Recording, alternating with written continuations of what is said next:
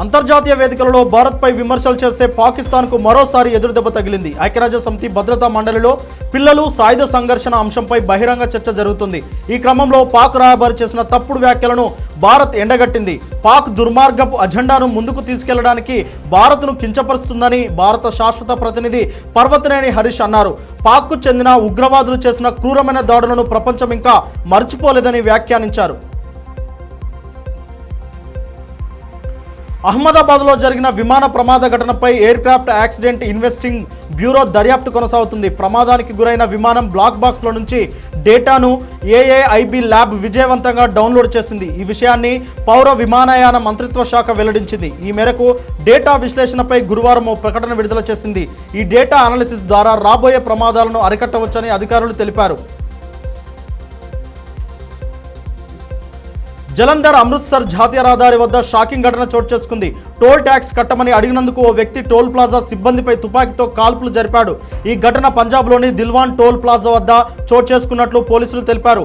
Toll సిబ్బంది డ్రైవర్ను toll tax చెల్లించాలని అడగ్గా కారులోంచి కిందకు దిగిన ఓ వ్యక్తి కాల్పులు జరిపినట్లు తెలిపారు. అయితే ప్రాణ నష్టం జరగలేదని ఈ ఘటనపై కేసు నమోదు చేసి దర్యాప్తు చేస్తున్నట్లు పోలీసులు తెలిపారు. ఉపరితల ఆవర్తనం ప్రభావంతో వాయువ్య బంగాళాఖాతంలో అల్పపీడనం ఏర్పడినట్లు హైదరాబాద్ వాతావరణ కేంద్రం ప్రకటించింది. ఈ అల్పపీడనం ప్రభావంతో తెలంగాణలో 3 రోజుల పాటు ఉరుములు మెరుపులు ఈదురుగాలులతో కూడిన తేలికపాటి నుంచి మోస్తరు వర్షాలు కురిసే అవకాశం ఉందని తెలిపింది. గంటకు 30 నుంచి 40 కిలోమీటర్ల వేగంతో ఈదురుగాలులు వీచే అవకాశం ఉందని పేర్కొంది. తెలంగాణలో పలు జిల్లాలకు ఎల్లో అలర్ట్ జారీ చేసింది. తెలంగాణలో ప్రభుత్వ ఉద్యోగులు పెన్షన్దారులకు రాష్ట్ర ప్రభుత్వం శుభవార్త చెప్పింది. ప్రభుత్వ ఉద్యోగులు పెన్షన్ల వైద్య బిల్లుల బకాయిలు మంజూరు చేసింది. 180.38 కోట్ల వైద్య బిల్లుల బకాయిలు చెల్లించినట్లు డిప్యూటీ సీఎం బట్టి విక్రమార్క వెల్లడించారు. దీంతో 26,519 మంది ఉద్యోగులు పెన్షన్లకు ఊరట లభించింది. మద్యం కేసులో నిందితుడు Chevireddy Bhaskar Reddy, Venkatesh నాయుడుల custody పిటిషనర్లపై Vijayawada ACB court విచారణ జరిపింది.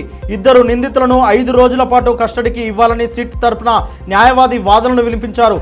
ఇరువైపులా వాదనలు విన్న న్యాయస్థానం తీర్పును రిజర్వ్ చేసింది. ఈ నెల 30న ఉత్తర్వులు వెల్లడిస్తానని తెలిపింది. ప్రస్తుతం ఇద్దరు నిందితులు విజయవాడ జైల్లో జ్యుడిషియల్ రిమాండ్లో ఉన్నారు.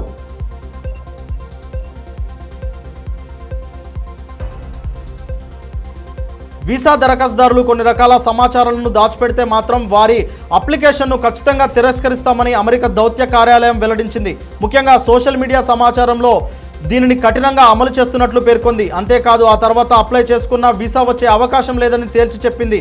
ఈ మేరకు ఎక్స్లో పోస్ట్ పెట్టింది. దేశీయ స్టాక్ మార్కెట్ సూచీలు భారీ లాభాల్లో ముగిశాయి. పశ్చిమాసియాలో ఉద్రిక్తతలు చల్లారడం, క్రూడాయిల్ ధరలు తగ్గుముఖం పట్టడం పాజిటివ్ సెంటిమెంట్కు కారణమైంది. అమెరికా డాలర్ ఇండెక్స్ 3 ఏళ్ల కనిష్టానికి చేరడంతో మన ఈక్విటీ మార్కెట్లో పెట్టుబడులు వెల్లువెత్తున్న అంచనాలు కూడా తోడయ్యాయి. మెటల్, ఫైనాన్షియల్ సర్వీసెస్ స్టాక్స్ ప్రధానంగా రాణించాయి. దీంతో సెన్సెక్స్ 1000 పాయింట్లకు పైగా లాభపడింది. నిఫ్టీ 25,550 స్థాయికి చేరువైంది. వలసదారులపై మరింత కఠిన చర్యలకు ట్రంప్ కార్యవర్గం సిద్ధమవుతుంది. దీనిలో భాగంగా లక్షలాది శరణార్థి దరఖాస్తులను తిరస్కరించి వారిని వేగంగా దేశం నుంచి బయటకు పంపేందుకు ఏర్పాట్లు చేస్తుంది.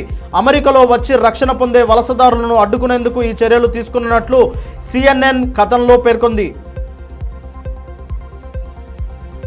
భారత star cricketer Suryakumar యాదవ్కు sports hernia surgery విజయవంతమైంది. జర్మనీలోని మ్యూనిచ్లో కడుపు భాగంలోని కుడివైపున ఆపరేషన్ చేయించుకున్నాడు. పోయిన ఏడాది జనవరి 9న సర్జరీ అనంతరం కోలుకొని T20 వరల్డ్ కప్ ఆడిన సూర్య ఈసారి మళ్ళీ అదే సమస్యతో బాధపడ్డాడు. దాంతో జర్మనీకి వెళ్లి ఈ చికిత్స తీసుకున్నాడు. దీనికి సంబంధించిన ఫోటోను సోషల్ మీడియాలో పంచుకున్నాడు. గ్రౌండ్లో అభిమానులను త్వరలోనే కలుస్తానంటూ సోషల్ మీడియాలో చెప్పుకొచ్చారు.